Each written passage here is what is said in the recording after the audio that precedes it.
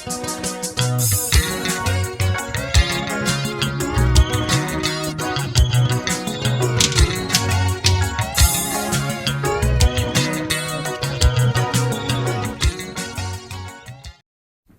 guys, Sanman, I want to do a quick explanation of how I got disabled, of how a car accident left me with a disability.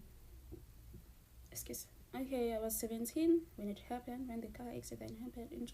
It was 2022. Now I'm 20. I was in grade 12 that year. Okay, it was October, just a week before my final exams. Imagine.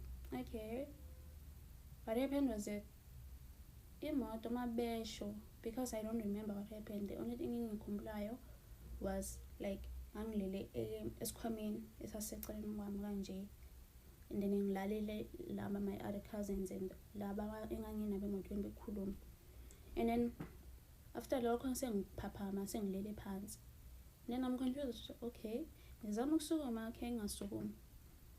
Mabesho-ke bachazayo abaziyo ukuthi kwenzakalani, bathi imoto kwaqhuma isondo, and then udriver lost control yemoto. Lose control imoto-ke yaphenduka nathi-ke ku-N2. Mephendwa nathi yasichitha because yayine-canopy, but then uma ungabona isithombe manje ungaphika ukuthi leya moto yayine-canopy, ungaphika wakuthi nje like yayisaseyintsha, it was ibhakhi, i-chef. Okay, leyo moto leyo mayine-canopy, isho the time i-canopy iphuma, mhlawumbe iy'nsimbi yizo lezi zangilimaza mina nabanye ngize ngikwazi ukubasho.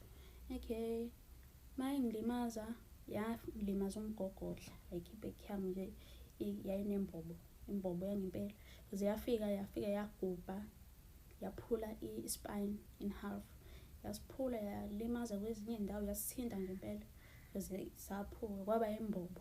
Lo munwe lo mude, I mean mfishane kule mbobo lele enganginayo, because kwakuyimbobo enkulu deep futhi. Okay, leyo mbobo leyo kwaphoqa ukuthi ngihlale ICU ngahlala inyanga neviki eli-1, and then ngase ngamuvela to another ward. Okay, mangisahleli esibhedlela e-ICU ngibuza udokotela ukuthi, dokotela, do you think that ngisazohamba again? And then his answer was like, no, ngeke usahamba, there are no chances of you walking even in the future, angeke usahamba. Okay, I was like, okay, because I didn't panic because ngangazi vele ukuthi uma ulimale ispine like okay, I want to hold something because my hands are distracting me.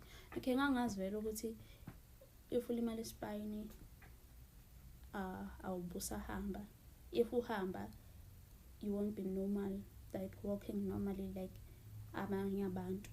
I'm not saying that uma ungakwazi ukuhamba awukho normal, no, sengichaza ukuthi nje walking like before ungakazi ulimala. Okay, washo udokotela lokho ukuthi ngeke ngisahamba. Okay, isilonda sami sasifakwe iveki dressing eyayimunca udoti like 247 yayihlezi on, Nkosi yami, ngangingaphumuli, imunca like i-vacuum. Abo i-vacuum mayimunca udoti eshesha imunca kanjalo, kubuhlungu. Abangaziyo ababevakashela esibhedlela babazi-ke ukuthi hayi, okay, yona nto-ke yangi-traumatize nje leyo, namanje angiyicabangi even if ngiyibona like akubuya lezo zinto lezo. So yeah, okay, ngihleli-ke esibhedlela-ke angaka-operate isilonda sisavuleke kanjalo, but basifakile i-dressing leyo veki yangakhona-ke yangimunca-ke bayasiklina-ke basenza in because babelinde ukuthi sivaleke kancane before benze i-operation, bephinde bekwazi ukuthi besithunga, yeah, because isikhumba sasingekho emhlane. Okay, la engalimala khona ngalimala like ebusweni, ngahuzuka ngobuso, ngalimala izandla, iy'ngalo, and then ngahuhlukana la ikhanda because inene nganginazo la phela ngagunda. Okay, makwenzeka-ke lokho-ke ngahlala esibhedlela. Okay, yenziwa-ke operation, mayenziwa i-operation ngiphume-ke esibhedlela ye-ICU after inyanga no 2 weeks. U2 weeks angithi ngithe the first inyanga ngangihleli ngingakayenzi operation, then after operation ngahlala iviki eli-1 e-ICU, then ngamuvela ewodini. Angiphuma ewodini bangitransfer to e-rehab. Ekhaya akaze nje ngize ngiye ekhaya, ngamuva to e-rehab babengifundisa like everything afresh. Yonke into, mangithi yonke into, ukugeza, ukugqoka, ukudla, izandla zami zaziwikhi kangangokuthi ukuhlala. Bangifundisa like yonke into because yabo angifuni amamanga yisasesibhedlela e-ICU ngangihlanya bakithi. Injobe engangikuyo yayingihlanyisa Nkosi yami, yayingihlanyisa nje ngibonga ukuthi angiswa ngey'nhlanyeni because into angazi ngisho ukuyichaza. Okay, ngafika e-rehab, ngafika ngafundiswa like yonke into afresh. I-rehab engangikuyona-ke i-rehab le abantu abakhubazekile, abantu abasafarisha from i-stroke, abantu like abazalwa be-disabled vele yabo.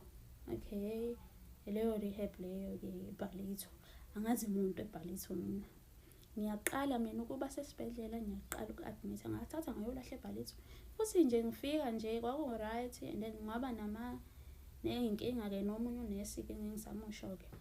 Okay, kwenzeka lokho-ke ngahlala-ke e-rehab ngaze ngabuyela ekhaya ngoFebruary. Ngihambe ekhaya ngo-October ngaze ngabuyela ngoFebruary. Okay, mangibuyela ekhaya ngifike ngizame-ke ukuthi ngibuyele esikoleni ngikwazi ukuyoqhubeka no-matric wami. Ngibhalise because ise-high school.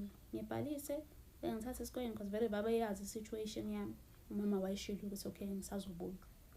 Ngibhalise but then ngangafunda ngenxa yokuthi one ngangingakwazi ukufocus, umqondo wami nje i-depression yami yayisezingeni eliphakeme. Manje sengiyakwazi ukuyimonitha.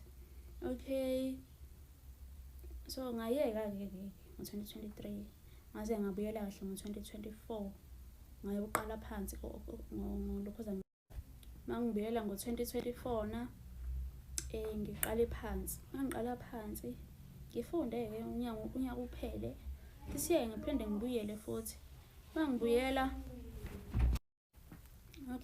esikoleni kwakuyimina ngedwa nje like i-attention eningi angikuthandi like ukuthi mangifika endaweni ngibe yi-center of attention. So esikoleni ngangithi abayijwayele leyo nto ukuthi khona umuntu hamba nge-wheelchair and okay nganga-understanda futhi, and babezama Nkosi yami ukuthi bayimithe ilokhuzana iy'dingo zami esikoleni, babezama. Okay, fast forward to this year, ngabuyela e-rehab this year ngayozama ukuwalka nokuma because ngangi-admithwe esibhedlela bangisosa isibhedlela nje bengisiqeqa-ke Nkosi yami kusukela lokho ngalimali isibhedlela nje ngiphansi phezulu naso. Into engiyijabulelayo ukuthi ngakwazi ukuqeda isikole, ngabuyela ngaqeda noma kulo nyaka ngingakwazanga ukuthi ngiye varsity ngenxa yokuthi ikhala zazingekho, but ngasiqeda isikole. Ngijabulela lokho nje. Manje ngihleli ekhaya bafethu, I'm sitting at home, ayikho into engiyenzayo, but I do try to do some online courses and then ngi-exercise in to keep ilokhuzana. Into engifuna ukuyisho nje ukuthi yonke into eyenzekalayo it has a reason for it to happen. Iyona motto yami-ke eyangenza ngikwazi ukwamukela ukuthi okay sengilule simo, although ngizoba nazo iy'nkinga nani but then ayikho into engingayenza ukuthi ngishintshe ngaphandle kokuthi ngi-adapt to that.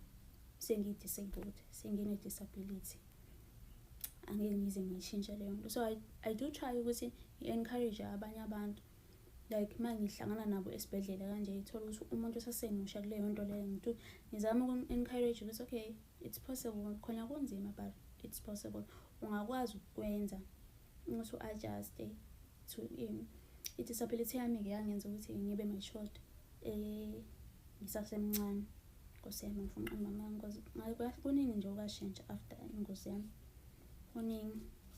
Then ngiyabonga-ke for that. If ninawo ama-questions or anything, okay, it's open my inbox and